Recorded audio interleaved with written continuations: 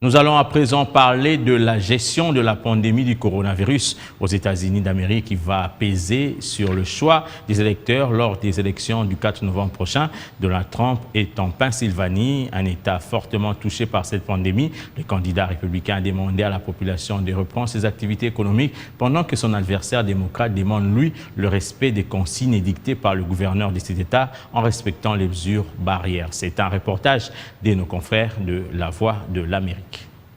Lors d'un récent rassemblement avec des personnes âgées en Floride, le président Donald Trump a de nouveau déclaré que la fin de la pandémie de coronavirus est proche et que le développement d'un vaccin est aussi imminent. Mon message aux Américains seniors est un message d'optimisme, de confiance et d'espoir. Votre sacrifice n'a pas été vain. La lumière au bout du tunnel est proche. Nous abordons le virage. Son rival démocrate Joe Biden continue d'accuser le président de minimiser la pandémie alors que le cas de coronavirus augmente dans le pays.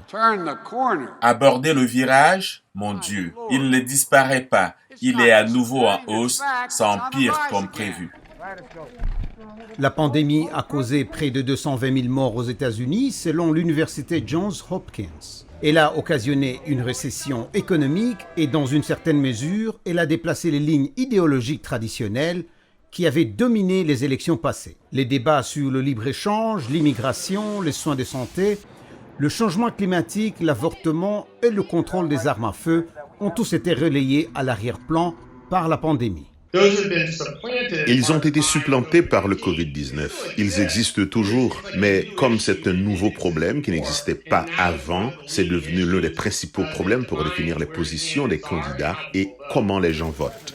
La réponse de l'administration Trump à la pandémie est devenue une question partisane. Les républicains s'opposent à des cantonnements stricts pour contenir le virus et mettent l'accent sur le droit de l'individu en ce qui concerne le port du masque et la distance sociale.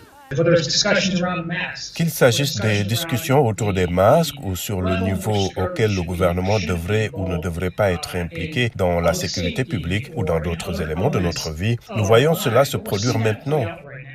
En revanche, Biden et les démocrates exhortent à la responsabilité collective pour réduire le taux d'infection et permettre la reprise des activités commerciales normales. Avec une avance dans les sondages, Biden tente de faire de l'élection présidentielle un référendum sur la gestion de la pandémie par Trump. De l'autre côté, la campagne Trump met en avant la robuste économie américaine avant le Covid-19 et promet une reprise rapide à la fin de la pandémie.